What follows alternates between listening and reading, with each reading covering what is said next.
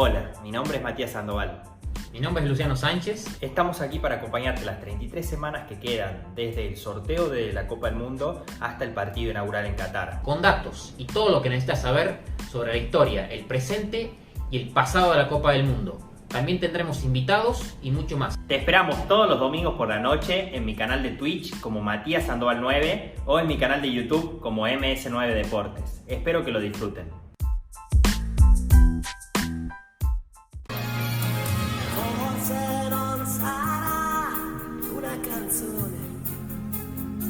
La mejor canción de la historia de los mundiales y del fútbol también. No sé si querés poner una canción que simplifique el fútbol. Es esta del Mundial 1990.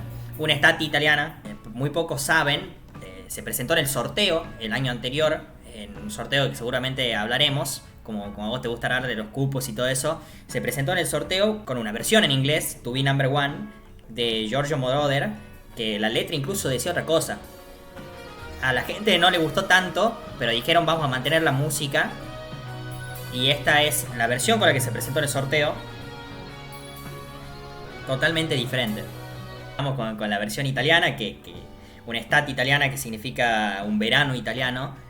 Un verano italiano que arrancaba con mucho fervor el 8 de junio de 1990 en ese partido inaugural entre Argentina y Camerún en el Giuseppe Meazza, San Siro, como quieran llamarlo, de Milano. Que después Bilardo terminaría diciendo que fue la derrota más dolorosa de su carrera. Sí. Aquella derrota contra Camerún, que terminaría siendo una de las sorpresas, porque iba a ganar justamente ese grupo y después iba a llegar hasta cuartos de final, donde iba a ser eliminado con lo justo por Inglaterra. Aquel gol de Oman Bijik y esa recordadísima jugada en la que Canigia va eludiendo a los tumbos y le terminan sacando el botín el jugador camerunés. Sí, 2 expulsados para Camerún. Ya se empezaba a respetar más un poquito, ¿no? La regla de las tarjetas. Pero bueno, sin embargo fue el mundial que más se pegó. Un mundial muy lindo por un lado, en cuanto a la presentación, la estética, el envase, podemos decirlo. Y muy malo en cuanto al juego, como decís vos, el mundial con más faltas. Fue el mundial con menor promedio de gol, 2,21 goles por partido. Claro, nada. Mucho de esto, o sea, el tema de que los equipos buscaban más que nada el empate, era muy mezquino el juego, hizo que la FIFA reconsidere algunos conceptos y cambie las reglas teniendo en cuenta el siguiente mundial. Como por ejemplo, la regla de, los 3 puntos para el ganador, que hasta este mundial se dieron 2, fue el último mundial que otorgó 2 puntos al ganador de cada partido. Y bueno, en el próximo mundial sería el primer mundial en el que se prohibía al arquero agarrar la pelota con la mano después de un pase intencional del compañero. Sí. Como decía, fue un mundial que estuvo, en cuanto al juego, muy flojo. Muchos de los expertos, a veces que siempre me gusta hablar de los expertos. Sí, ¿Quiénes son los expertos? Pero ¿quiénes bueno, son? muchos de los expertos lo consideran como el mundial peor jugado. Sí, muchísimos, pero bueno, también como decís, el contenido emotivo que tuvo y quizás porque se volvía a tierras europeas, a Italia, fue algo muy lindo para todos. Incluso Italia, que por ahí tomaba revancha de lo que había sido la última organización de un mundial, ¿no? Que ya hablamos en el 34, por ahí con problemas políticos, con Mussolini en el medio, tenía la oportunidad de mostrarle al mundo sus nuevos estadios, que no se usaron en el Mundial 34, pero también de decir, bueno, podemos organizar un mundial más regular, con menos polémica que ese, y dar otra cara al mundo. Y así fue como fue un verdadero espectáculo de fútbol, más allá del resultado que para nosotros como argentinos nos duele un poco. Pero bueno, si querés empezamos a hablar de cómo llegamos hasta ahí, hasta Italia. Sí, a ver, no sé si querés contar un poco de la elección. Yo creo que la sede ya había sido elegida junto con Colombia para 86, allá por el 74 creo que había sido la elección. Sí, tanto Colombia como Italia habían sido elegidas. Y bueno, como contamos, Colombia por los requisitos que tenía la fase baja queda México, pero Italia sigue firme para seguir cumpliendo con esto de un año en Europa, a los 4 años uno en América, que seguiría así hasta que lleguemos a Corea-Japón, que ya hablaremos. Pero bueno, Italia presentaba todos los requisitos que por ahí a Colombia se le negó, como estadios grandes. Recordemos que por ese tiempo también hay que hablar, la liga italiana era la más importante del mundo, la más vista en el mundo, la más competitiva del mundo. Teníamos a todas las figuras o la mayoría de las figuras que jugarían este mundial estaban en la Serie A, peleando el Scudetto, que era del Milan, de la Juventus, y parte del Napoli y del Diego también, ¿no? Totalmente, jugaba tanto lo que era Maradona en el Napoli, como aquel tridente holandés de Gullit, Rijkaard y Van Basten en el Milan, que venía a ser bicampeón de Copa de Europa. La verdad que sí, era la mejor liga del mundo, donde jugaba el mejor del mundo también, como lo fue durante tanto tiempo la española en estos últimos años, ¿no? Hasta que, bueno, ya se estableció el poderío de la Premier.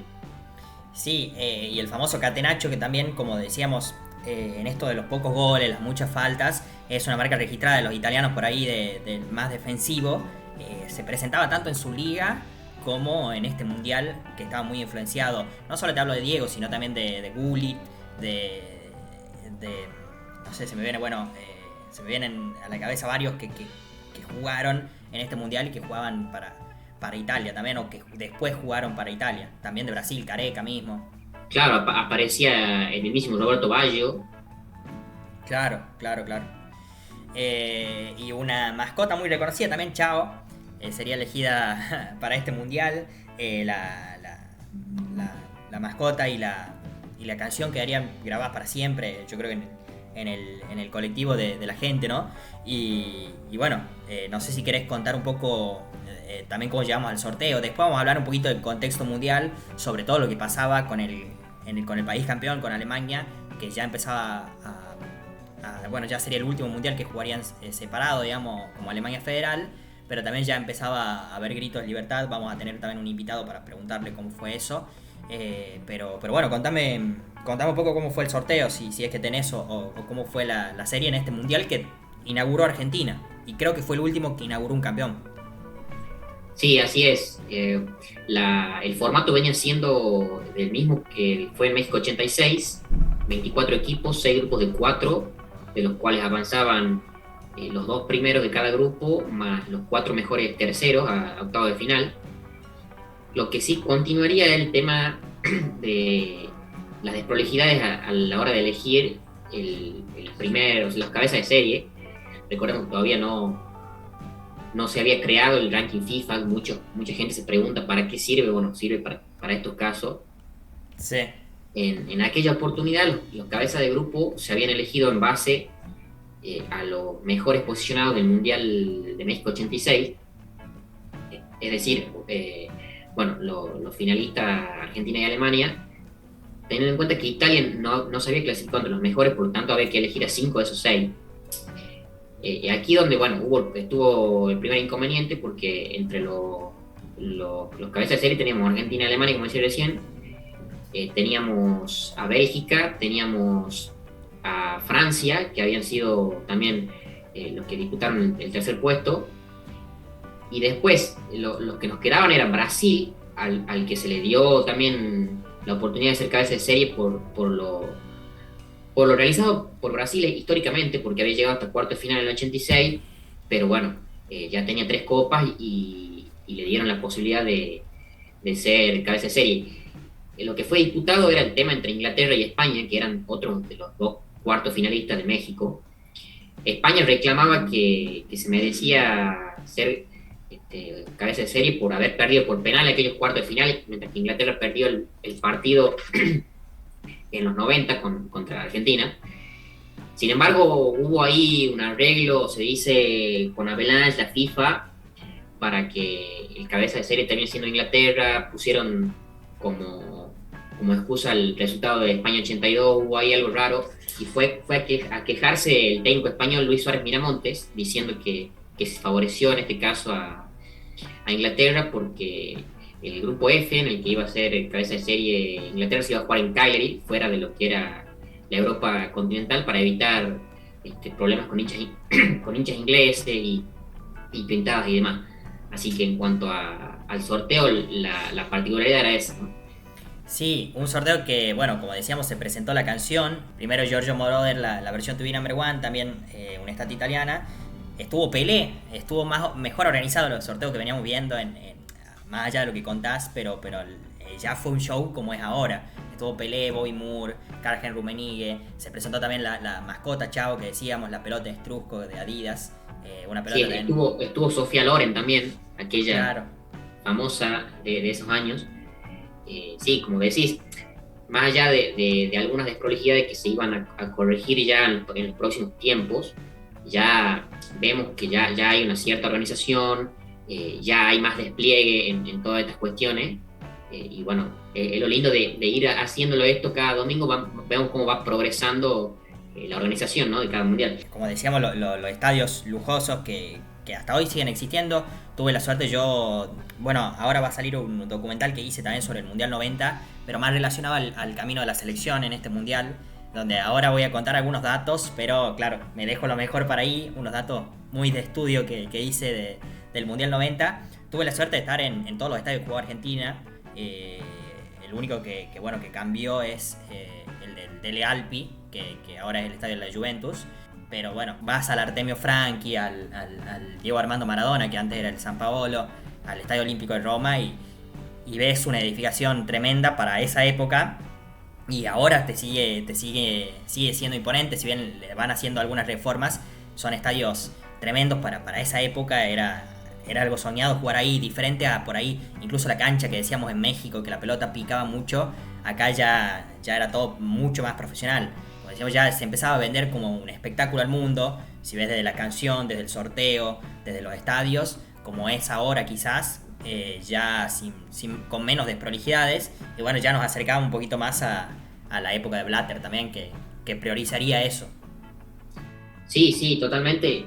Se empieza a ser bastante evidente también el tema de la globalización, ¿no?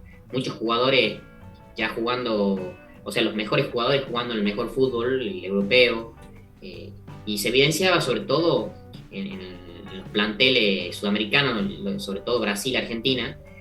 Vos te pones a repasar los planteles argentinos en mundiales y ves que por lo menos en los 4 o 5 primeros, la totalidad de la plantilla estaba compuesta por jugar el medio local. Después en el Mundial 74, fue uno de los primeros en el que había algunos jugadores que se desempeñaban en Europa. En el 78 estaba solamente Kempes. Después en el 82 ya había algunos otros jugadores que estaban en Europa. En el 86 ya había un poco más. Pero siempre se mantenían de que más de la mitad jugaban en el medio local. Sin ir más lejos, el último Mundial del que hablamos, en México 86, 15 jugadores se desempeñaban en el medio local. Ya en el Mundial 90 solamente 9 jugaban en el fútbol argentino, es decir, menos de la mitad del plantel ya. Claro. Se empezaba a evidenciar sobre todo eso, la globalización y los mejores sueldos que ya se pagaban en Europa, ¿no?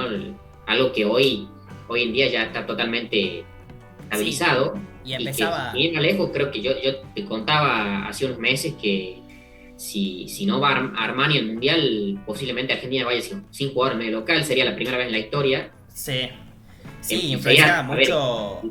Bueno, y te vas dando cuenta de los resultados, por ejemplo, de la Intercontinental, que hasta ahí ganamos mucho más nosotros que los europeos. También se influenció mucho después en el 95 la ley Bosman, ¿no? Pero bueno, ya se empezaba a ver ese cambio que vos decís, y sobre todo en los equipos latinoamericanos. Bueno, empezaba, claro, este grupo que contábamos de Argentina, Camerún, Rumania y la Unión Soviética. Este es un mundial muy curioso de que van a participar, creo que 3 equipos que después no existieron más, 3 selecciones, que son Alemania Federal, Yugoslavia y la Unión Soviética.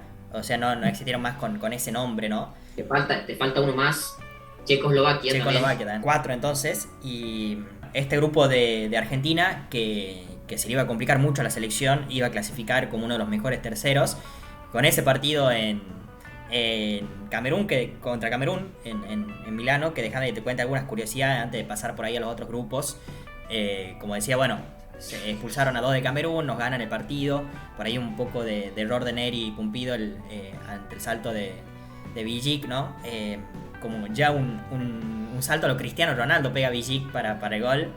la jugada de Canigia, muchas cosas icónicas que entre tanto Bilardo en la vuelta, ¿no? A donde estaban concentrados decía, si llegamos a quedar afuera en fase de grupo, ojalá que se caiga el avión. La exageración del Doc, que entre otras cosas se enojó en ese partido, hizo cambios irreversibles. Por ejemplo, lo sacó a Fabri, no entró más. Sacó a Sensini y recién entró en la final por las suspensiones. Bueno, obligadamente tuvo que sacar a Ruggeri porque se lesionó en ese partido. Y en uno de los cambios, esto ya de muy supersticioso, que las cosas que tenía el doctor, es el cambiar el short. Él decía que el short que había jugado Argentina en el Mundial 86 y habían ganado tenía una línea. El que le habían dado contra Camerún tenía 3 líneas, que eran las líneas Adidas. Porque ya Argentina empezaba a auspiciar Adidas, había cambiado la marca. Entonces hizo un quilombo, así como lo hizo Cruyff en su momento, y dijo, cada vez que juguemos con short negro, tiene que ser una sola línea. Y si te fijas, después Argentina, bueno, juega con short blanco algunos partidos, que ahí sí usa las 3 líneas, por ejemplo el icónico contra Brasil, pero los que jugó con short negro usó una sola línea por pedido del Doc, esto que tenía, ¿no? Carlos Salvador Gilardo de las supersticiones, y encima le terminaban funcionando, como dándole la razón a él que algo de eso podía influir. Una locura. Sí, la verdad, tremendo. Como decíamos, Camerún que termina siendo la sorpresa, porque decíamos que había ganado el grupo y después incluso ganaría los octavos de final, que le tocaba contra Colombia, iba a llegar hasta cuartos de final, donde terminaría perdiendo contra Inglaterra de manera muy ajustada, que iba a ganar Inglaterra 3-2. Bueno, sacando lo que es Oceanía, ¿no? África es la única confederación que todavía no tuvo representantes nunca en semifinales. Siempre, bueno, tuvo tres selecciones en cuartos de final, que esta Camerún de aquel Roger Milla, Senegal en el 2002 y aquella Ghana de 2010. Claro. Bueno, Roger Milla que empezaba a tomar una relevancia importante en este mundial por sus goles, su típico festejo, pero bueno, después dejamos lo mejor para el 94 con Milla, una historia muy particular de vida y uno de los referentes del fútbol africano a lo largo de la historia. Un verdadero crack, una Camerún que había salido campeón de África, así que era un rival bastante difícil. Y bueno, y en eso el Doc también lo había estudiado y estaba preocupado, caía a la casa de Maradona a veces a advertirle que tengan un poco de cuidado con Camerún. Se veía todos los videos, se infiltraba a verlo. Un equipo muy trabajado que bueno, después, como te digo, le termina dando la razón a lo que era Bilardo. También otro de los que llegaría lejos en este mundial es Costa Rica. Así es, ya Costa Rica, como un presagio de lo que sería después de 2014, si mal no recuerdo, debutaba en mundiales y iba a compartir grupo con Brasil, Escocia y Suecia, iba a clasificar segundo, iba a tener hasta ese momento, bueno, lógicamente su mejor actuación en mundiales, algo que bueno, sería superado después por lo que hicieron en Brasil 2014, y terminarían cayendo recién en octavo de final contra Checoslovaquia. Claro. Sí, una gran Costa Rica que bueno, después da un paso más, ¿no? En 2014, con esa generación de oro que hoy la llevó a otro mundial también, con Keylor. Así es la mejor generación de la historia seguramente de esta selección. Hablábamos recién del grupo de Argentina, y en uno de esos partidos, hablamos también de las selecciones que ya desaparecieron, le tocó enfrentar justamente a la Unión Soviética, y en ese partido se dio la segunda mano de Dios, no sé si te acordás. Sí. Ya se movía a Nápoles la selección para terminar sus 2 partidos, donde se sentía más cómoda, ¿no? Porque mucha gente alentaba por Diego. Así es. Hay una teoría conspirativa siempre alrededor de lo que era la Unión Soviética, porque ellos decían que los habían perjudicado en varios mundiales consecutivos con fallos arbitrales muy, muy polémicos. Bueno, después le invitamos a la gente que la vea la jugada. Es un tiro de esquina en el que Maradona se para en el primer palo, un soviético anticipa de cabeza y Diego la saca con el antebrazo, y bueno, el árbitro no ve nada. Y hay que explicar un poco, porque esto es importante, lo que pasaba antes de ese córner, que era la lesión de Pumpido y que ingresaba a Goicoechea, porque sería importante después en este mundial. Así es, justamente en ese partido se producía el choque entre Olarticoechea y Pumpido, que le producía al arquero la fractura de tibia, que lo dejaba fuera del Mundial. En ese momento, la FIFA la dejó a la selección usar a un jugador en lugar de Pumpido, aunque el Mundial ya esté iniciado, por eso Pumpido fue reemplazado por Ángel Comis. Sí, sí. Eso pasaba en ese momento, ahora ya no se puede más. Pero bueno, como contaba de la Unión Soviética y la mano de Diego, ¿no? Sí, por eso esa como había sido como la gota que rebalsó el vaso para los soviéticos, que se habían sentido perjudicados a lo largo de varios mundiales, y se decía que la FIFA no quería que la Unión Soviética gane el mundial. Era, bueno, la teoría de esos tiempos. Sí, una locura, pero bueno, estas incidencias le dan la razón. Una selección que con los goles de Troglio y Burruchaga termina ganando 2-0 ese partido y se acomoda un poco ahí en Nápoles. Un Diego que se iría sin goles de este mundial, muy raro. Algo más o menos lo que le pasó a Messi en 2010, jugando menos partidos, claro. Obvio que hizo el gol de penal contra Italia, pero que no se cuenta como gol. Pero bueno, también dio una asistencia maravillosa en octavos, que también ya tocaremos ese tema. Y de ahí quedó el empate contra Rumania, donde Diego se lastima el tobillo, si querés comparar, ir cerrando un poco el grupo de Argentina. Y está la famosa foto de esa revista que aparece el tobillo de Diego, y la famosa historia de Diego con el doctor Madero, que le dice: Diego, no te puede infiltrar para jugar contra Brasil, no entra la aguja, y Diego se la pone él solo a la inyección para desinflamar el tobillo. Cosas que tenía el Diego y que después lo llevaron quizá a tener sus problemas a lo largo de la vida con la rodilla y las piernas por tantas infiltraciones, sobre todo en este Mundial 90, donde recibió muchísimas patadas, ya lo decíamos en el capítulo anterior, y donde bueno, jugó así gran parte del Mundial, sobre todo después de la patada de Popescu, en esa Rumania que era también generación dorada, con George Hagi, con Lakatos, con muchos de que después nos dejarían afuera en el 94. Una gran Rumania que Argentina empató 1-1. Sí, el mismo Popescu también, Dimitrescu. Lo que tenía Maradona, lo que tiene el argentino sobre todo, ¿no? Porque hablábamos en el Mundial pasado de lo que hizo el Tata Brown en la final. Uno se acuerda también de Gago gritándole a los médicos cuando se rompe el ligamento con Perú. Sí. Partido que estaba bueno en cancha. Sí. Después, bueno, otra de las cosas para contarte en fase grupo, en el grupo F, lo formaban Inglaterra, Irlanda, Holanda y Egipto. Vos te acordás que siempre hablábamos de que nos gustaría que se defina algo por sorteo. Bueno, en este caso Irlanda y los Países Bajos habían empatado en todo. Los dos equipos tenían 3 puntos, 2 goles a favor, 2 goles en contra, habían empatado el partido entre sí. Y bueno, se definió por sorteo su ubicación en el grupo, quién terminaba segundo y quién terminaba tercero. Terminó saliendo favorecido Irlanda en aquel sorteo. Sin embargo, bueno, los Países Bajos también avanzaron como uno de los mejores terceros después, ¿no?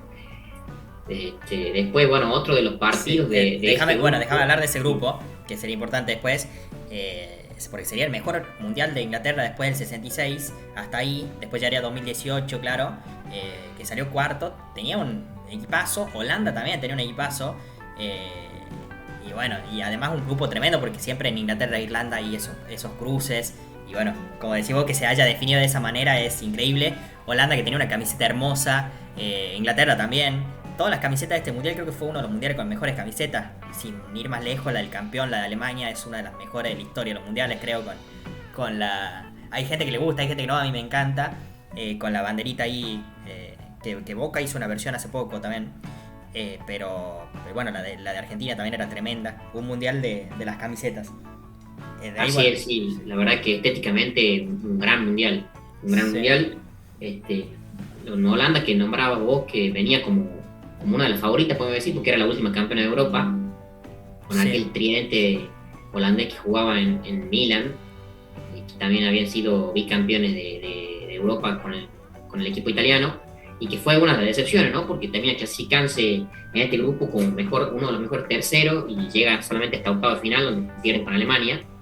Y otra de las cosas que te agrego de este grupo, en el partido de Inglaterra contra Irlanda, bueno, tiene algún problemita ahí Gary Lineker, y para decirlo un poco suave, bueno, termina yendo de cuerpo en medio de la cancha, en medio del partido. Una de aquellas particularidades también que dejaba el Mundial. No sé si vos te acordás también, fue algo que pasó en la final de ida contra el Once Caldas. Sí, con Biafra. John Biafra, sí. Que termina haciendo gol. Sí, sí. Fue el único mundial de Van Basten, ¿no? Sí, el único mundial de Van Basten porque, bueno, debido a numerosas lesiones y, bueno, yo creo que, bueno, no se clasifica Holanda al mundial del 86, se tiene que retirar a la temprana edad de 28 años. Mirá, uno de los cracks de la época, que lamentablemente tuvo muchas lesiones. Después, bueno, si querés pasemos a otro grupo, no sé qué querías decir también. Bueno, después en el grupo E estaban España, Bélgica, Uruguay y Corea. Y hay un dato de un jugador coreano, se llamaba Lee Tae-ho, que también había jugado en el Mundial 86 y había formado parte de aquel primer partido contra Argentina, que en el 88, en un partido por, no sé, alguna Copa Asiática, la verdad que no recuerdo bien, habría sufrido un golpe, le habían pateado el ojo izquierdo y lo había perdido. Por lo tanto se transformó y hasta el día de hoy lo sigue siendo como el único jugador tuerto en la historia de los mundiales. La verdad, un dato bastante curioso que por ahí no se lo sabe tanto. Mirá vos, una locura. Después, bueno, en el grupo A, Italia pasaría fácil, también una de las favoritas, que después contaría con el mejor jugador de este mundial y también el goleador Totò Esquiraki, que después de eso se apagó, ¿no? El palermitano, Totò Esquiraki. También, bueno, el grupo de Brasil también lo pasaría de manera fácil. Hablamos de Costa Rica ya, pasaría como uno de los mejores primeros y eso lo llevaría a enfrentarse contra Argentina. También Brasil uno de los favoritos. Y Argentina, que era uno de los favoritos quizás por ser el campeón únicamente, se metía también en octavos otra vez muy esforzadamente.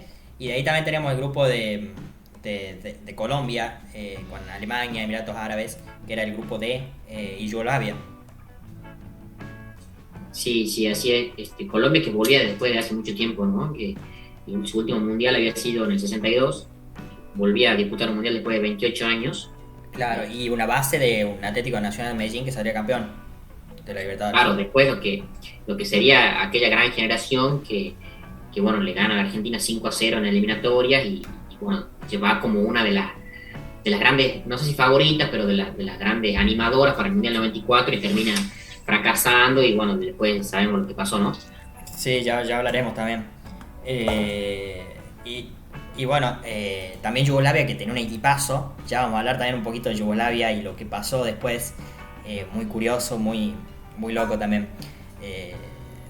Y bueno, Emiratos Árabes, ¿no? Que también se metía ahí de nuevo. Primera vez. Sí, primer y único mundial para los Emiratos Árabes. Que bueno, volvieron a estar cerca este año de la mano del Vasco Arbarena. Claro, perdón, dije de nuevo porque, o sea, como haciendo una retrospectiva, pero haciendo analogía a lo que estuvo cerca este año. Sí, decíamos, de la mano del Vasco Arbarena estuvo ahí cerquita, definió el último boleto, podríamos decir, asiático contra Australia. Lo vi parte del partido, mereció ganarlo. Bueno, Australia, que después sobre el final lo termina ganando y termina pasando por penales contra Perú. Sí, bueno, hablamos, la única vez que Emiratos Árabes estuvo en el Mundial. Por ese momento, curioso las participaciones de Medio Oriente, ¿no? Porque había jugado en el 90 Emiratos Árabes, en el 86 había jugado Irak, y en el 82 hablamos de aquella participación curiosísima de Kuwait, que termina pasando aquello del Emir, que entra al estadio y todo. Mirá, qué grande. Después, bueno, y después tendríamos más todavía, llegando hasta Qatar ahora, pero sí, de mucha curiosidad de los países, no tanta cultura futbolera por ahí, que se meten en estos mundiales. También el 8-0 de Alemania, Arabia Saudí y otras cosas. Sí, Arabia Saudí, que dentro de todo participa en varios mundiales, estuvo en 2002, 2006, 2018, va a estar este año en el mismo grupo que Argentina. Pero ha visto esos equipos que por ahí aparecen una sola vez pero porque tiene la suerte en la clasificación, ¿no? Sí. Y ir más lejos, hubo veces que llegó al repechaje Bahrein, que la verdad tiene poco y nada de tradición futbolera y estuvo muy cerca de clasificarse en un par de oportunidades. Y bueno, hablábamos justamente el jueves con Néstor Clausen, que había dirigido a Oman. Claro. Son selecciones con muy poca tradición que por ahí, bueno, tienen la oportunidad en alguna clasificación favorecida, ¿no? Así es, así es. Y bueno, déjame comentarte, si querés ya pasamos a octavos, no sé si hay alguna curiosidad más de esto. A mí me había quedado una curiosidad más también del partido contra Camerún. Se dice que en el partido contra Camerún empieza el mote también, ¿no?, de Mufa al presidente de Argentina en ese momento, que era Carlos Saúl Menem. Porque él en una entrevista había dicho que a Camerún le ganamos seguro, no sé si fácil, pero seguro. Y bueno, quedó la grabación y parece que después Bilardo escuchó y pidió que no hable más o algo así fue el tema. Esto no está chequeado 100%, pero son los rumores. Y después, claro, cada evento deportivo que iba Menem y apoyar a alguien y perdía, ya le quedó el mote de que daba mala suerte, igual que Quiricocho por ahí, ¿no? Carlos Saúl. Sí, y en su momento Mick Jagger también, ¿no? Sí. Bueno, un Menem que había ido, lo habían invitado a la inauguración de este estadio de San Siro y bueno, que entre tantas notas dijo que quería llevar algo parecido a Argentina. Después obviamente no terminó cumpliendo, pero bueno, esa también era otra de las curiosidades de este mundial. Que bueno, si querés, como te digo, ya pasamos a octavos, donde tenemos muchísimo. Sí, en octavos ya es, bueno, el recordadísimo partido entre Argentina y Brasil, ¿no? Que sería el último enfrentamiento, el último clásico con Brasil en Mundial. Sí, antes de llegar, o sea, si querés lo dejamos ese por el último. El 23 del 6 hubo dos partidos que, bueno, Camerún 2, Colombia 1. Hablamos de las dos, de Colombia que venía muy bien, de Camerún también. Pasa Camerún, Checoslovaquia 4, Costa Rica 1, pasa Checoslovaquia. Y si querés saltamos al 26 y 25 que jugaron España 1, Yugoslavia 2.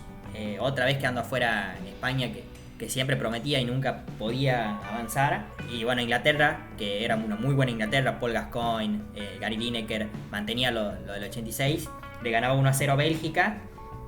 Y Italia dejaba fuera a Uruguay, que también había clasificado como una de las mejores terceras, 2-0 en Roma, claro, en el Olímpico, donde oficiada del local. Después en penales Irlanda, que también llegaría lejos, dejaba fuera a Rumania en un 5-4 después de un 0-0. Y ahí sí llegamos, Alemania, que también esto fue una verdadera batalla, la de Alemania-Holanda, ¿no? El 2-1. Sí, así es, sí, un partido bastante peleado, como te decía hace un rato, un Holanda que terminó decepcionando, no por quedar afuera, porque con Alemania puedes perder, pero bueno, llega a esa instancia por haber quedado tercero en su grupo por debajo de Irlanda. Y sí, y bueno, fue el 24, el mismo día de Brasil-Argentina. Vos te imaginas los partidazos. Este fue en Milano, en la Argentina en Turín, los dos en el norte. Donde, entre otras cosas, se produce el escupitajo de Rijkaard a Voller, ¿no? Sí, así como decís vos, una de las imágenes de aquel mundial es agradable realmente, bueno, producto probablemente de la impotencia neerlandesa de ese momento. Sí, Rijkaard, que era uno de los mejores jugadores del mundo en ese momento, escupía a Voller y bueno, solo recibió la tarjeta amarilla, pero bueno, como decís, parte de la impotencia, que confrontaron otra vez, expulsaron a los dos y volvió a expulsarlo ahí Rijkaard en un verdadero acto que quedó grabado en la memoria, creo, de Alemania y de Holanda. Algo que después quizás repetiría un poco Holanda en esa furia de las expulsiones y demás en Alemania contra Portugal en la batalla de Nuremberg, que seguramente tocaremos el tema cuando llegue. Y ese 24 de junio, el mismo día, se producía otra batalla, pero esta vez no batalla, sino batalla futbolística, quizás de estrategias muy diferentes en Torino, al norte, en la región de Piamonte, con ese Brasil y Argentina que quedará grabado para siempre en el corazón de los argentinos, incluso inmortalizado ahora en una de las canciones que más suenan en las tribunas cuando juega la selección. Sí, así es. Era el día del tercer cumpleaños de Lionel Messi. Como decís vos, con un Maradona con el tobillo hinchado y una selección argentina que... Nombrame los hitos, nombrame los hitos que había hasta ese momento. Hasta ese momento, bueno, era el cumpleaños 79 de Fangio, que todavía vivía. El aniversario de la muerte de Gardel. Cumpleaños número 3 de Messi, que bueno, en el mundo imagino que nadie lo sabía. Y era el cumpleaños 12 de Riquelme también. Claro, que muy poco lo sabían, Sí, sí, que tampoco creo que... Y después, años más tarde, Rodrigo moriría el mismo día. Así es, en el año 2000 se producía el fallecimiento de Rodrigo. Que muchos piden que sea feriado ese día, sobre todo por este partido, creo. Y bueno, por el nacimiento de Messi y Román. Y también, bueno, en el 2006 iba a ser aquel gol de Maxi Rodríguez a México. Claro. Qué golazo ese. Y bueno, lo que pasaba adentro del campo fue igual de tenso o más en este partido entre Argentina y Brasil, donde si uno mira el partido entero le vuelve a temblar o se vuelve a poner nervioso por la cantidad de llegadas de Brasil, porque Argentina no la veía a la pelota en ningún momento, ni siquiera la podía tener a la pelota, no podía salir de su área prácticamente en un momento, y tanto los palos como el Goico, que ya empezaba a vestirse de ese traje de héroe, ¿no? Terminaron evitando a que Brasil haga el primer gol, y nos vamos al entretiempo con vida, donde hay una charla clave del doctor. Así es, después de todo aquel sufrimiento en el que el partido se va increíblemente 0-0 el entretiempo, lo que se dice, que no está confirmado por todos los partícipes de esta situación, es que los jugadores fueron al vestuario, bueno, esperando lógicamente que haya una charla muy efusiva de Bilardo para tratar de acomodar y lograr mantenerse en el partido. Que bueno, los muchachos se fueron acomodando y pasaron 5 minutos y no pasaba nada. Se hicieron 10 y seguía sin decir nada hasta que se cumplieron los 15 minutos. El árbitro fue a llamar para que los equipos jugaran en la cancha y Bilardo estaba yendo, y antes de irse dice: muchachos, si se la pasamos lo de amarillo vamos a perder, Es lo que supuestamente pasó en esa charla, algo bastante curioso, ¿no? Una locura que bueno, la cuenta muy bien Ruggeri siempre. Un Ruggeri que fue partícipe de ese partido y que después lo festejó como si hubiera ganado un campeonato, dando una vuelta olímpica, sacándose la camiseta. ¿Qué hace, señor? Pero bueno, Ruggeri que lo queremos mucho por eso. Mirá, tengo un primo yo en Italia, en el norte de Italia, vive en Valle d'Aosta. Él se fue a Italia para ver ese mundial. El único partido que pudo entrar fue ese y se quedó viviendo allá. Una locura, se le encantó. Y estuvo presente en ese partido. Vive todavía ahí, digamos, que lo fui a visitar hace muy poco. Pero bueno, si uno cuenta la historia, todo empezó con ese Brasil-Argentina. Bueno, después en el segundo tiempo, uno de los mitos más grandes de la historia de los mundiales, ¿no? Aquello del... Primero un cambio también importante de Bilardo, que es el ingreso de Calderón, que entró muy bien. Argentina empezó a tener más aire. Decíamos la otra vez de Calderón, que fue el que hizo también mundial. Sí, así es, de los que jugaron mundiales intercalados. Sí, la verdad mejoró bastante Argentina con el ingreso de él. Y bueno, recordamos, te decía, que en el segundo tiempo ocurriría uno de los mitos más grandes de la historia de los mundiales, de las polémicas, podemos decir también, aquello del famoso bidón de Branco. Sí.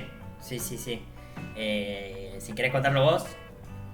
Bueno, en aquel momento era una época de mucho calor, recordemos que es el verano europeo, claro. Y en el momento de una falta los jugadores se hidrataban bastante seguido, y en una infracción que se estaban acomodando los jugadores, era una infracción hacia un jugador argentino que estaba pidiendo atención. Habían entrado los médicos y se acercó un jugador brasileño, justamente Branco, que era el lateral izquierdo de aquella selección de Brasil, a pedir que le conviden un poco de líquido, ¿no? Entonces la leyenda dice que había dos envases en aquel momento, uno para que tomen los jugadores argentinos y el otro para darle a algún adversario que se acerque a ingerir, y se dice que ese bidón contenía somníferos, ¿no? Lo que después lo confesó, entre comillas, Maradona en Mar de Fondo. Decía que después de tomar ese líquido, Branco empezó a disminuir mucho su rendimiento, tenía algunos errores muy, muy básicos, algo que Bilardo nunca confirmó, ¿no? No, claro, que Bilardo nunca confirmó, siempre le preguntaron, siempre le esquivó. Y lo que sí aconsejó en un momento es no tomar del bidón del otro. Y dejó esa enseñanza, yo creo, en el fútbol. Un Bilardo que seguía teniendo a Galíndez. Hablamos de cómo ingresa Galíndez a este plantel. Y que sería muy recordado Galíndez más en este mundial por el abrazo de Diego en la semi, ¿no? Pero bueno, después de esto de Branco, que Argentina empezó a tomar más aire con el ingreso de Calderón también, como decíamos, en el minuto 62. Llegó ese glorioso minuto 79, minuto donde se paraliza todo. Los relatos de Marcelo Araujo para ATC, que era en ese momento la televisión pública, y bueno, también el relato de Víctor Hugo es muy bueno de ese día también, que compara a Diego con Gardel, más o menos por esto que contamos del aniversario de la muerte de Gardel. Pero el de Marcelo Araujo, que es el icónico de Maradona, Alemão que no, sigue Diego. Pasó Canigia, lo estaban agarrando. Hermoso. Impresionante, la verdad que Maradona, no sé si el nivel de México, ¿no? Que es algo realmente imposible, pero un Maradona pletórico, aún con el tobillo como lo tenía, es capaz de hacer una jugada como esa, ¿no? Y habilitar a Canigia como él solamente podía. Se banca la marca aquella de Alemão. Muchos después lo criticaron porque era compañero suyo en el Napoli, se dijo que no lo quería tocar y demás. Y bueno, él siempre contaba cómo lo vivía él desde su lugar, de que Canigia no patea más. Y después también desde el lugar de Canigia, de decir que no se festejó mucho ese gol en ese momento por cómo se estaba jugando el partido. Sí, Ruggeri una vez le dijo como que vos sos un hijo de puta, yo hubiera festejado más o menos sacando la remera algo, y vos no, Canigia era así también, Canigia era así, era eso, era un tipo frío, jugaba sin contexto alguno quizás, como la teoría, pero también tenía esto, como dice Barsky en un momento, un especial que dijo él del Mundial 90, ¿no? Dijo que Canigia cuando se reía el rival la pasaba mal, que hay muy poca gente que cuando se ríe el rival la pasa mal, entre ellos Riquelme, Zidane, que saben que cuando se ríen el rival la pasa mal. Bueno, muchas veces se dice que Canigia era el eslabón perdido, ¿no? Entre bueno, Maradona y lo que es Messi ahora. El hijo del viento. El hijo del viento. Y bueno, él justamente contaba eso de no festejar aquel gol por lo mal que le estaba pasando a la selección y que el partido no estaba definido para nada por cómo Brasil había dominado a la Argentina en aquel partido y todavía podía pasar cualquier cosa. Sí. Hablando de la teoría que decía vos recién, déjame agregar algo también sobre el partido de octavo de final que habían jugado Colombia y Camerún. No sé si vos los viste al segundo gol de Camerún de aquella vez. Higuita casi en 3/4 de cancha queriendo gambetear a Roger Villa, que la pierde y termina sufriendo el gol definitivo de Camerún. Sí. Son las cosas que tenía Higuita, quizás el máximo exponente, ¿no? de la teoría del gran Luquita Rodríguez. Sí, le preguntan incluso por ese error, que bueno, dice fue la peor decisión de su carrera, algo parecido a lo que hizo Orión más o menos, pero un poco más. También, bueno, Córdoba tuvo un error también, Oscar Córdoba después en el 94, que lo opacó un poco lo de Andrés Escobar, pero también tuvo otro error el arquero que después sería arquero de Boca en ese momento del América de Cali. Ya hablaremos también cuando lleguemos al 94. Volviendo a este partido, un Canigia que tampoco había arrancado los planes de Bilardo de titular, incluso no lo pone contra Camerún de titular, y le llega a decir a Diego, una vez que llega a su casa, de no sé qué hacer, no lo voy a llevar a Canigia. Y dice, no, ¿por qué? Somos dos. Sí, somos dos. Dice, ¿por qué si no lo lleva a Canigia si somos dos si no lo lleva a Canigia? Dice que no se cuida, le dice. Está loco. Y no, Canigia en aquel momento volaba literalmente, ¿no? Bueno, entra contra Camerún y no sale más. Hasta, bueno, lógicamente la final que se la pierde. Claro, lamentablemente. Pero bueno, ya por reiteración de tarjetas. Si querés, bueno, ahí está nuestro invitado. De hablar, bueno, no hay mucho más que decir de este mítico Brasil-Argentina, como te decía, inmortalizado en una canción después. Buenas. ¿Cómo estás? Vamos, ¿todo bien? Bueno, para los que no saben, él es Milla, es mi cuñado, también gran amigo, y es alemán. ¿Hace cuánto estás allá en Argentina? Son varios años, ¿no? 16. Sí, yo me mudé a Argentina, a Buenos Aires, en el 2002. Ah, bueno. Y de ahí, el 2005, volví a Alemania, eh, pero siempre viajaba. Y bueno, finalmente aterricé en Tucumán en el 2009, con el casamiento con tu hermana. Claro, claro. Bueno, o sea, sabes mucho de nuestra cultura y también de lo que nos gusta el fútbol. Y a vos también, que te gusta muchísimo. Sí, encima me tocaron un par de mundiales Argentina, Alemania viviendo acá, que es una experiencia de bien única. Sí, sí, sí. Una final inclusive, pero Así muchas es. eliminaciones. Bueno, estamos justo hablando de los octavos de ese Mundial 90, de Alemania contra Holanda, el mismo día de Brasil-Argentina, que es el famosa expulsión de Rijkaard con Rudi Völler. Sí, con Rudi Völler, sí. Rijkaard lo escupió a Rudi Völler y él se volvió loco y bueno, sí, finalmente fueron expulsados los dos a los 20 minutos ya del partido. Sí, era muy picante.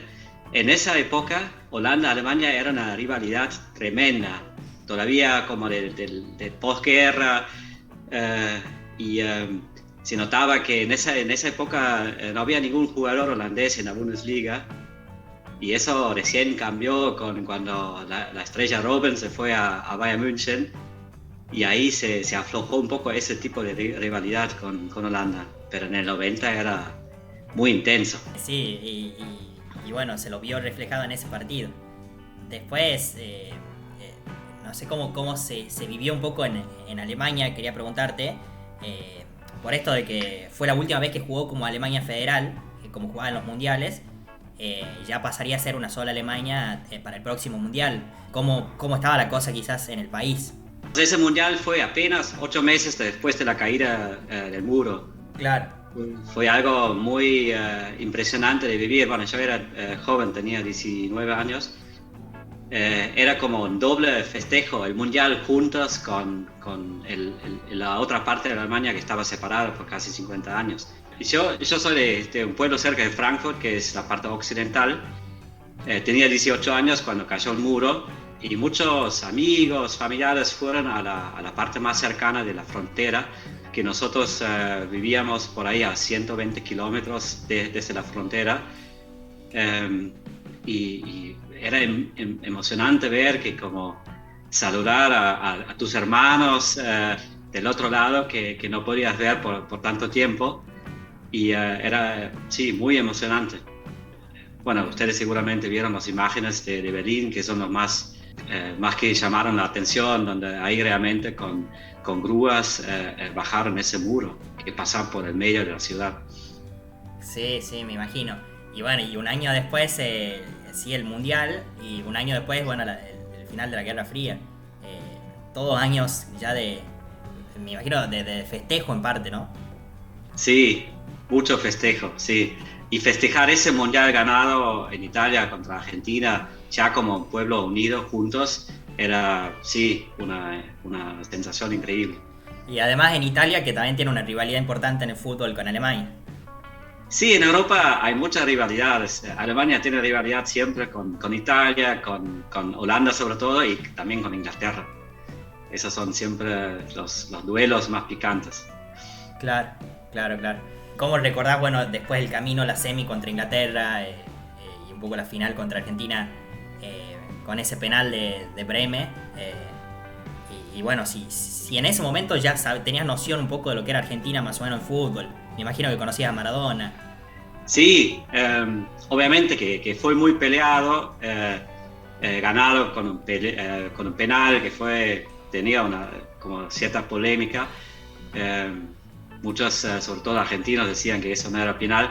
Pero bueno, sí, obviamente para ganar un mundial necesitas un poco de suerte.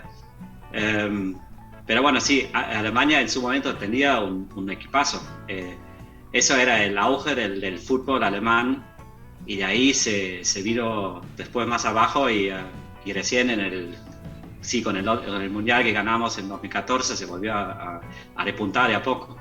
Claro. Y con ese ataque que tuvimos con Rudi Völler, con Jürgen Klinsmann, con Lothar Matthäus en el medio campo, ahí todavía veía que se jugaba con el libro, Klaus Augenthaler atrás y sí, realmente muy buen equipo. Obviamente para ganar un mundial siempre tienes que tener un poco de suerte también. Los penales contra Inglaterra, que ahí también creo que se creó un trauma de los ingleses que como siempre en penales sí tenía los nervios y cuando Stuart Pearce mandó esa pelota, no sé, a la tribuna y concluyó que nosotros íbamos a la final.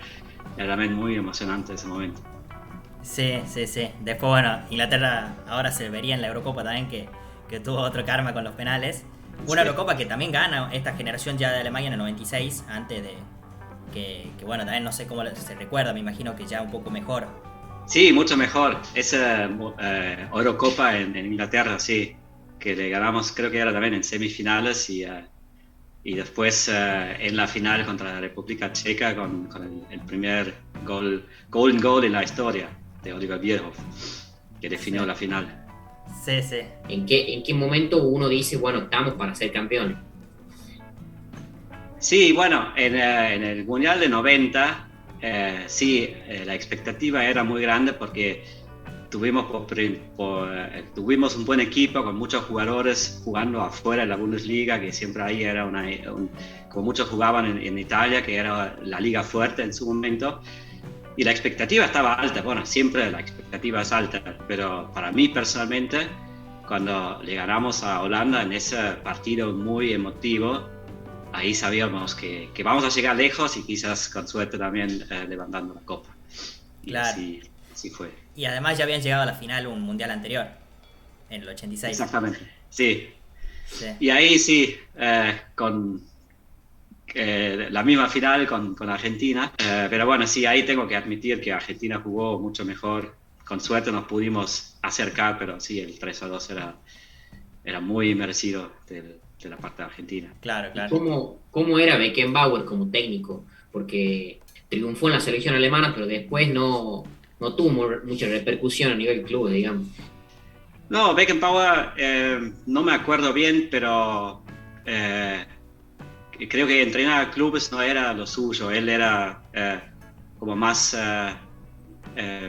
dedicado a la selección y realmente gracias a él como técnico, que también hizo un par de cambios, los técnicos anteriores dejaban de jugar como un estilo de fútbol ya un poco anticuado y realmente la copa que ganamos en el 90 era un gran mérito de Beckenbauer como técnico. Sí, uno de los pocos en ser campeón como futbolista y como entrenador de la Copa del Mundo. Claro, en aquel momento igualaba a Zagallo, después, bueno, se sumó en el último mundial de Champs también. Sí. Antes de entrar en la actualidad, también estuviste en un mundial viviéndolo como hincha en el lugar de los hechos, que fue en el 2006.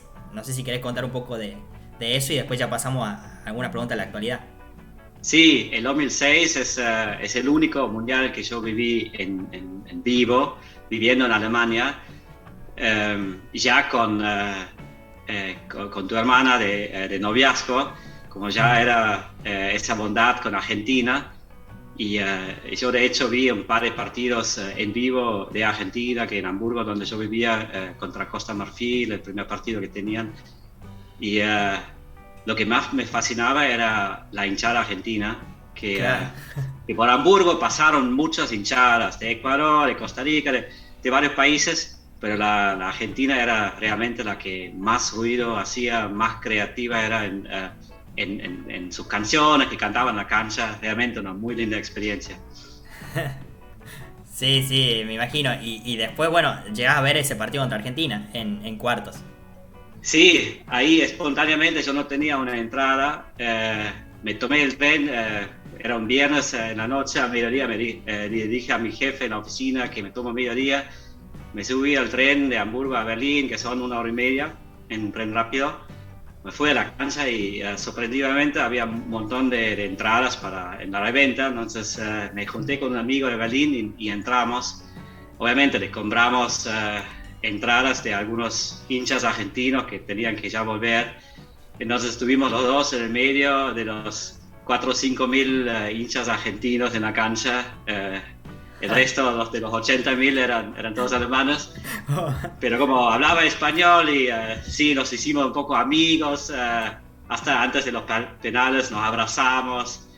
Después cuando ganamos, el al lado mío me pidió intercambio de camiseta, como decir en la cancha. Y así pasé toda la noche en Berlín festejando con una camiseta argentina, que también fue raro, que muchos me querían consolar pensando que era argentino. Claro. Hasta nos dejaron gratis entrar a los boliches, nos regalaron bebidas pensando que éramos argentinos. Y también viste Portugal-Inglaterra, que fue un partidazo. Sí, un partidazo con esa parte picante que Ronaldo provoca la roja contra Rooney y después del Mundial se iba a Manchester United a jugar siendo compañero de Rooney. Sí, pero sí, también muy interesante el partido. Sí. Pero fue directamente al día siguiente, yo estaba todavía lleno de la emoción del partido argentino-alemán. Claro. Y bueno, fue otro motivo más para unir a los alemanes, ¿no? O sea, siempre se dijo que el fútbol le dio ese sentido de poder unir o poder salir a las calles, como fue en el 54, quizás muy reciente después de la guerra, después en el 74, en el 90 y en el 2006 más aún por ya era mostrarle al mundo cómo organizar un mundial de nuevo, digamos. Sí, de hecho fue eso.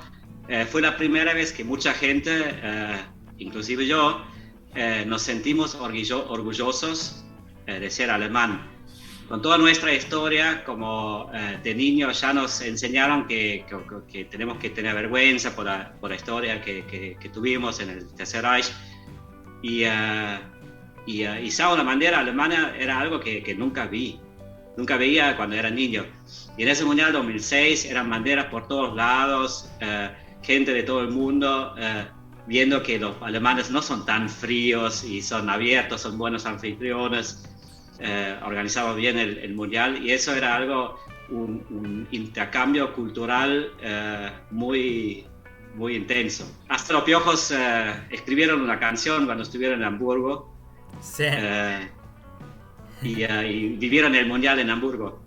Claro, los Piojos, gran banda argentina. Y bueno, si querés ya para ir cerrando, preguntarte de actualidad, no sé si le querés preguntar algo a vos, Luchi, de la selección. Sí, bueno, justamente que nos íbamos ya a hablar algo del presente, ¿cómo lo ves a la selección alemana para este Mundial? Si pensás que es candidata como todos los mundiales, o si partes desde un segundo escalón con respecto a lo que puede llegar a ser Francia, Brasil, ¿por qué no Argentina también? Lo que parece ser una época de un cambio generacional en la selección alemana. Sí, hubo algunos cambios, por supuesto. Jugadores como Toni Kroos dejaron la selección. Para mí lo más importante era que se llegó a su fin la era de Jogi Löw como técnico, que era uno de los mejores técnicos que tuvimos, pero como llega su tiempo con un desgaste, con que los jugadores ya no le siguen, que ya falta la creatividad. Y él de hecho ya era técnico también junto con Jürgen Klinsmann en el 2006, entonces ya eran muchos años, y ahora con el nuevo técnico Hansi Flick, que mostró en el Bayern en menos que una temporada que realmente puede dar muchos impulsos importantes. Por ese lado lo veo más positivo. De todas maneras, no veo a Alemania como el gran favorito para el título, que quizás nos viene mejor, que la expectativa no es tan alta. Veo a Argentina en un muy buen estado. Francia, no sé si vieron en la Nations League, no jugaron bien, tienen sus dificultades. Quizás les pasa lo mismo que a todas las selecciones campeones que en el Mundial siguiente últimamente están luchando, como le pasó a Italia, a España, a nosotros en el 2018. Y ahí no veo como un favorito, un candidato que sobresalta a todos. Va a ser, creo que, un lindo mundial con lindos partidos, pero es bueno no ver el favorito en sí, para mí. Sí, nosotros también coincidimos. Pero bueno, Hansi Flick ya demostró en el Bayern y yo creo que ahora con trabajo puede ganar algunas cosas importantes. Solo mantuvo, creo que a Müller y a Neuer nomás. Sí, bueno, vos te referís a los que jugaron en el 2018. Sí. Sí, hay algunos. Antonio Rüdiger recién entró como defensor. En el 2018 todavía estaban los dos que ganaron en Brasil, que era Boateng y Hummels en la defensa. Y Rüdiger todavía sí entró, no jugaba tan bien en Rusia, pero tuvo un muy buen desarrollo en Chelsea. Y él ahora como es una de los dos columnas en la defensa. Y bueno, sí, talentos hay. Obviamente que lo que le falta a la selección es un delantero, un buen 9, como Miroslav Klose. No volvimos a tener otro delantero, o antes Klinsmann. Es algo que te ayuda en hacer un poco más variable el sistema de juego, y eso nos falta. Pero Hansi Flick es creativo en buscar soluciones, y quién sabe, quizás nos cruzamos de nuevo en la final. Esperemos que no. Esperemos que no. Si llega a ser así, me voy a tomar el primer vuelo para Europa para no estar acá en Argentina. Bien ahí. Es mejor. Bueno, muchas gracias por estar, Misha. Un placer tenerte y que nos contés tus vivencias de esa linda época para Alemania, en el Mundial 90, la caída del muro, el final de la Guerra Fría, tu Mundial en 2006 y ahora un poco de actualidad. Gracias por estar. Muchas gracias por invitarnos. Gracias, Misha. Gracias. Juan, un saludo. Esperamos vernos dentro de poco. Bien. Bueno, hasta luego. Danke. Bitte schön, auf Wiedersehen. Y bueno, así se iba nuestro invitado, ¿no? Para tener una visión más de este mundial y de cómo se vivió un poco en Alemania. Sí, está bueno, ¿no? Verlo de parte de la gente que lo vivió y que fue campeona, ¿no? Porque, bueno, pudimos hablar con Néstor y con Sergio del mundial pasado y ahora con él, y tuvimos nuestras charlas con protagonistas antes, pero que todavía, lógicamente, por la época de los mundiales no habían nacido. Está muy bueno hablar con gente bueno, estuve tu viejo también en la Argentina 78. Está bueno hablar con protagonistas y también que sean parte de la selección campeona. Sí, gente que estuvo en el lugar de los hechos, es hermoso. Y bueno, como te comentaba, después de Argentina-Brasil, también pasaba Alemania en la otra llave, pasaba Inglaterra, nos tocaba Yugoslavia, que venía bastante bien, una generación dorada, que entre eso aparecía Davor Zucker, que fue a este mundial, si no me equivoco, y termina en el 98 siendo figura. Sí, a ver, sin ir más lejos, lo eligen mejor jugador joven después, porque a ver, el premio oficial dado por la FIFA arranca recién en 2006, cuando lo eligen a Podolski. Posteriormente lo eligen como mejor jugador joven de este mundial a Robert Prosinecki, que era de aquella gran selección yugoslava que sale subcampeona del mundial sub-20. Una generación dorada de Yugoslavia, que Stojkovic, ¿no? Era la figura principal. Así es, sí. Jugar en Artemio Franchi en Florencia, y un partido que por ahí uno podía subestimar, termina siendo durísimo, 0-0. Argentina hace un gol, creo, no me acuerdo si el galgo de Sotti, que mete la mano también, hablando de manos, no lo cobran obviamente, y llegamos a los penales donde empieza a probarse Goico el traje de héroe, después de que era Maradona, y le da la mano como pasándole el poder un poco, ¿no? De decirle, en esta salvame vos de tantas veces que lo salvé yo a los argentinos, y Goico termina haciendo lo suyo con ese buzo icónico que nos quedará grabado en la memoria, atajando penal. Así es, un Maradona que al igual que Messi, ¿no? Se muestra como, si tiene algún punto débil, su cuestión con los penales, que demostraron que no eran infalibles por completo. Recordamos también después que Maradona, cuando jugó en el fútbol argentino, erró 5 seguidos jugando en Boca, y a Messi también le tocó errar bastantes penales, tanto en el Barcelona, sobre todo en el Barcelona, también erró aquel con Chile, y también le tocó errar con el PSG últimamente, ¿no? Por ahí, sí. Otra similitud entre ellos es su tema con los penales. Sí, y eran las dos figuras, que eran Maradona a un lado, Stoichkov del otro. Empieza Argentina ganando porque había hecho Cerrizuela. Cerrizuela, que es tucumano, ¿no? Así es, Mira. José Tiburcio Cerrizuela, como bien vos decís, sería el único tucumano en finales del mundo en toda la historia, y solamente hubo dos tucumanos en mundiales, que fueron él y José Rafael Álvarez, que jugó los mundiales del 58 y del 62.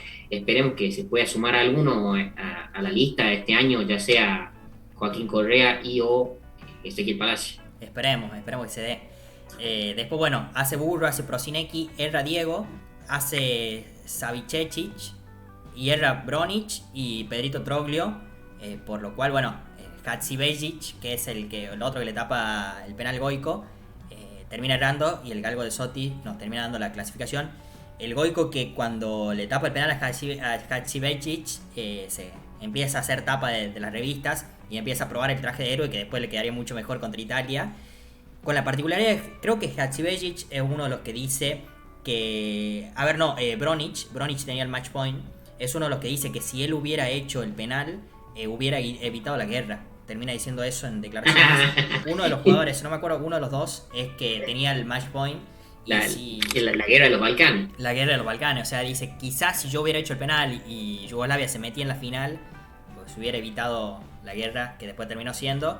Y bueno, por lo cual Yugoslavia no jugó más como Yugoslavia en los mundiales, y ya empezaba a jugar con como varios países diferentes, con diferentes denominaciones en los mundiales posteriores, como fue Serbia y Montenegro en su momento, ¿no?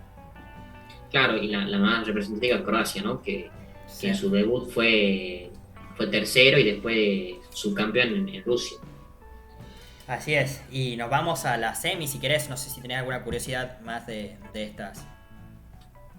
No, bueno, Italia terminaba eliminando a la sorpresa. También otra de las sorpresas, que era Irlanda, ¿no? Que era dirigida por Jack Charlton, una Irlanda que sorprendería y llegaría bastante lejos, solamente perdiendo 1-0 contra Italia en aquel cuarto. Y el reconocido Inglaterra 3, Camerún 2, que también se matan a goles en Nápoles, un partido hermoso. Y bueno, y después Alemania 1, Checoslovaquia 0, que se repetiría después ganándole, como decíamos, repasamos recién la Eurocopa también a la República Checa ya, Alemania en el 96. De ahí tenemos las semis, que pasa muy curioso. Bueno, la primer semi que se juega es la de Italia-Argentina, y lo llevan a Italia-Nápoles, algo tremendo. Italia había jugado solo en Roma hasta este momento, y lo mueven al sur, que casualmente justo contra Argentina estaba un poco dividido. Mitad Nápoles se puede decir que hinchada por Italia, mitad Nápoles por Maradona y por Argentina, por un poco lo que es la discriminación allá del norte con el sur, del olvido quizás del sur.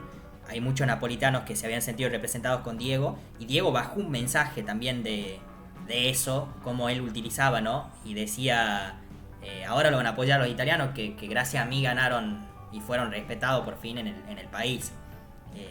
Llegó a dar esa declaración en un diario, y era parte de lo que era Diego también, de ponerse la mitad de un estadio a su favor. Así es, algo que probablemente no se vuelva a vivir nunca, ¿no? Que la parcialidad de una selección esté del lado de la otra, simplemente por uno de los jugadores que jugaban en la otra selección, ¿no? Creo que no se va a volver a vivir nunca. En aquel momento Maradona, jugador y ya ídolo del Napoli.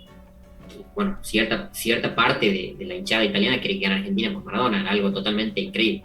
Y ahí yo creo que ya se demostró la pretensión de Bilardo de decir, bueno, no tengo un equipo cargado como en el 86 de figuras. Bueno, Bilardo no había jugado eliminatoria tampoco de nuevo. No tengo el equipo bien armado como tenía. Vamos, además con las lesiones y las suspensiones, vamos a intentar a bloquear al rival, que es lo que hace en Italia y lo que hace contra Alemania también, que le sirve hasta los últimos minutos. Y lo que no había podido hacer con Brasil, porque fue un baile tremendo. Y contra Yugoslavia, por ahí Yugoslavia le cedió más la tenencia a Argentina, que terminó llegando más veces. Contra Italia, el primer tiempo se lo quedó Italia, pero el segundo tiempo fue lo mejor de Argentina en ese mundial. Y todo el mundo te lo dice. Incluso mejor que quizás contra la Unión Soviética, por el peso del rival. Y ahí fue cuando Canigia se rió, ¿no?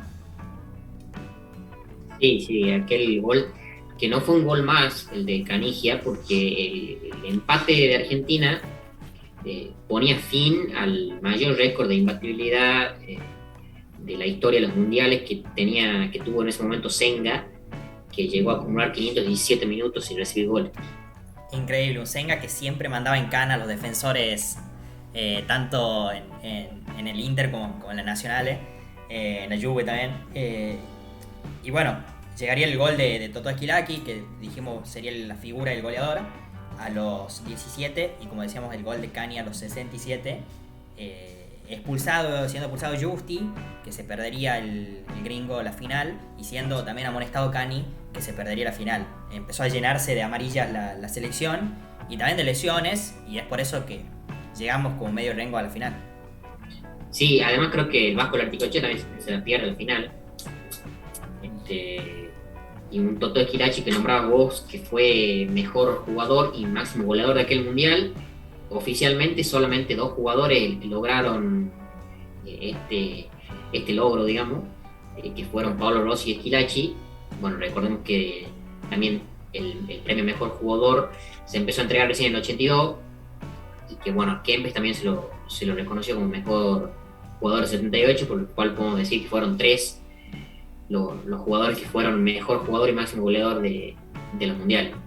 O sea, 2 muy reconocidos como Kempes y Paolo Rossi, y otro como Esquilacchi que bueno, tuvo su momento de fama y después volvió a ser del montón, ¿no? 30 segundos de fama ahí en el mundial. Como pasa en los mundiales, mucho, Sí, muchas veces por ahí aparece. Se puede decir que entra ahí. ¿Quién es? James Rodríguez. James Rodríguez, sí, totalmente aquel colombiano que fue goleador del Mundial de Brasil. Y llegamos a los penales, donde otra vez Goico, heroico, esta vez entrando al corazón de todos los argentinos. Un Goico que tuvo la oportunidad de conocerlo, muy también como hablamos de Néstor, ¿no? Alguien muy, muy carismático, nunca te va a decir que no a nada, un personaje, y se vestía de héroe, saldría tapa de todas las revistas, lo amarían todos los argentinos, sobre todo en esta tanda, donde Argentina fue más efectiva, hicieron todos, incluso Maradona engañando por ahí a Senga, en cómo pateaba los penales Diego ahí como el Pulita Rodríguez, ¿no? Y abrazándose con Galíndez, y bueno, del lado italiano que eran Donadoni, y el penal de Il Bomber, Aldo Serena, que quería romperle el arco a Goico, pero Goico estaba irrompible y tapa ese zapatazo que bueno, nos ponía en otra final del mundo, algo impensado para todos los que estaban viendo ese mundial. Y bueno, aquel penal de Goicoechea Serena, que devino en uno de las grandes frases, ¿no? de la historia de los mundiales del relator italiano, ¿no? Sí. El famoso Siamo fuori dalla Copa. Un giorno tristísimo. Y también, bueno, el relato de Marcelo Araujo es tremendo, de Serena. Increíble. Llegamos a la final. Bueno, en el otra llave pasaba algo también muy curioso, con Inglaterra-Alemania. Un 2-2 tremendo, que iba ganando Inglaterra 2-1, creo. Si no me equivoco, no sé si lo tenés ahí. Yo creía que era 1-1 el 1-1, perdón, 1-1. Sí, 1-1, ¿no? Y bueno, un 1-1 tremendo entre Inglaterra y Alemania en la otra llave, que Andy Breme hace el gol de tiro libre, pateándolo creo que lo pateó con la izquierda, y después el penal lo pateó con la derecha, o al revés. Sí, el penal va con la derecha. El penal con la derecha. Algo increíble, ¿no? Sí, según Barsky, después, el mejor 3 de la historia de Andy Breme. De los ¿Según mundiales, quién? Según Barsky. Bueno, ya armaremos en algún episodio especial nuestro 11 ideal de los mundiales. Y vamos a citar varios. Tengo muy bien significado a Breme. No quiero decir si lo tengo, si no, ya lo iremos a hablar en su momento, pero lo tengo muy bien estimado a Andreas Breme por lo que hizo en los mundiales, sobre todo porque es el defensor con más goles en fase eliminatoria de la historia del mundial. Hizo 4 en total. Una locura. Por ahí imitando lo que era Breitner, que también tenía mucho gol, ¿no? Pero era un poco más defensivo que Breitner. Pero ¿cómo hace un gol? O sea, ¿cómo elegí patear en la semi un tiro libre con la izquierda y después elegí en la final del mundo patear el tiro libre con la derecha? Manejaba los dos. Algo bastante inusual que, por ejemplo, hoy pasa, por ejemplo, con Ousmane Dembélé, ¿no? Sí. Que totalmente ambidiestro, pero no hay... No, No Rigoni, abundan me ese tipo de acuerdo. jugadores. En su momento Rigoni en el fútbol argentino solía patear algunos corners con la derecha, otros con la zurda. Bueno, pero como te decía, no suele abundar en el mundo del fútbol jugadores que... Forlán en su tiempo también, Sí. jugadores ¿Quién que era le que den decía que tipo manejaba los patear dos perfiles, cualquiera Bombayet? dos piernas. Sí. Bombayet decía que alguien manejaba los dos perfiles. No sé quién era. Maldini, ¿puede ser? Garrincha, supuestamente Garrincha hacía goles olímpicos con la derecha y con la zurda, yo no lo puedo confirmar eso. Claro.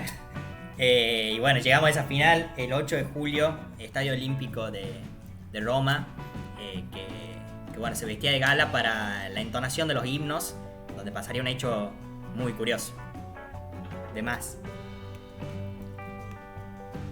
Himno Sí, argentino, insulto de la parcialidad italiana al himno argentino, y Diego contestándole con 100 veces más fuerza, como dice uno de los cuentos de Diego, ese insulto, ese silbido de la parcialidad italiana a nuestro himno en la final. Así es, sí. No hace falta traducir lo que dice Diego porque se lo ve claramente en su movimiento de labios.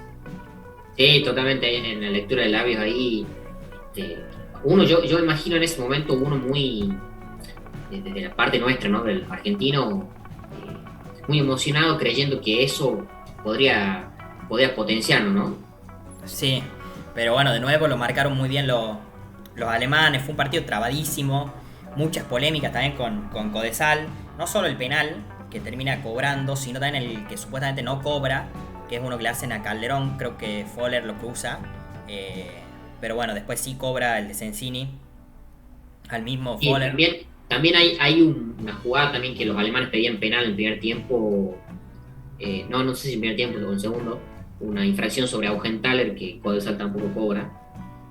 También, siguiendo con aquel paralelismo con el Mundial de Brasil, ¿no? Aquello de Neuer con Higuaín y demás. Sí, de Garay contra Kramer también, como muchas polémicas. Que bueno, eso pasaba muy raro, de Codesal dirigiendo, que quizá ahora no pasa ni intenta buscar a alguien de otro continente, se puede decir. Pero en ese momento pasó también las intercontinentales. Me acuerdo el colombiano que dirigió Real Madrid-Boca, y después el año siguiente un italiano dirigió Boca-Bayern Múnich, y en los dos hubo polémica, digamos. Codesal, bueno, era uruguayo, era muy raro que dirija Argentina. Ahora Codesal no pasaría chileno. eso. Codesal, sí, chileno, ¿no? No, nació en Uruguay y bueno, fue por parte de CONCACAF. O sea, es uruguayo-mexicano. Ah, bien. Edgardo Sí. Codesal. Un nombre que también quedará grabado en la historia argentina. Como dijimos, bueno, la vuelta, héroes igual. Una casa rosada esperándolo, lleno de alegría. Sí, totalmente. Y bueno, Una final que era la primera final repetida en la historia, sí. y es hasta el día de hoy la única final repetida en mundiales seguidos.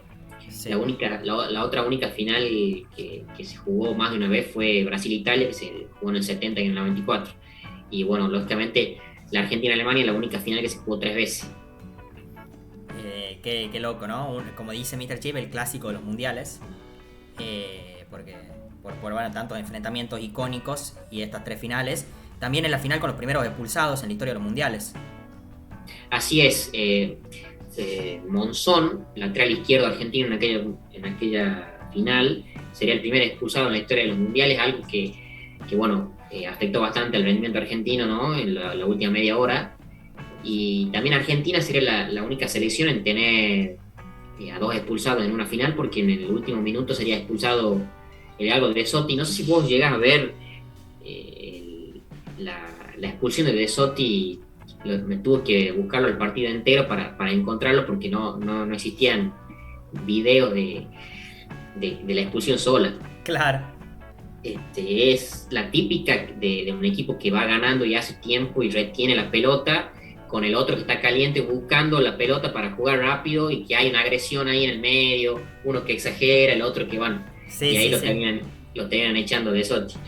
claro. Me acuerdo, creo que Palacios, del Tucu Palacio contra Flamengo River hace algo así. Claro, son esas jugadas que ya Sí. uno retiene y el árbitro si te quiere echa, te echa, si no te deja. Sí. Bueno, una Argentina que había tenido la plantilla llena de defensores, llevó como 40 defensores el doctor, Sí. y termina jugando esta final sin delanteros, prácticamente si no considera a De Sotti como delantero natural, que en River sí lo usaron de delantero después, pero bueno, sin delantero natural. Sí, y como aquel Belgrano, justo que se cumplía en el aniversario hoy, como aquel Belgrano de Cielinski que jugaba con medio delantero, que jugaba el Mudo Vázquez atrás del Picante Pereira, que era la única referencia. Sí. Así que bueno, 73.000 espectadores vieron esa final en el Olímpico de Roma, quedará grabada a fuego tanto para los argentinos por ese mundial, no tanto la final, pero por los alemanes también. Me acuerdo de ir al Museo del Fútbol Alemán en Dortmund y ver cosas de esa final. Incluso era como un logro de ganarle a la Argentina de Maradona, en ese sentido. Eso es lo que se mostraba ahí, como le ganamos a la Argentina de Maradona. Si bien, como lo dijo Lothar Matthaus, creo hace poco, que ellos le tenían más miedo a Canigia que al Diego, porque Canigia había tenido un mundial mejor, el Diego venía tocado. Era el logro de poder tomarse revancha de lo que había pasado 4 años antes. Así que bueno, un Lothar Matthaus que tuvo una relación genial con el Diego. Si querés tirar un par de datitos de Lothar Matthaus, que jugó no sé cuántos mundiales.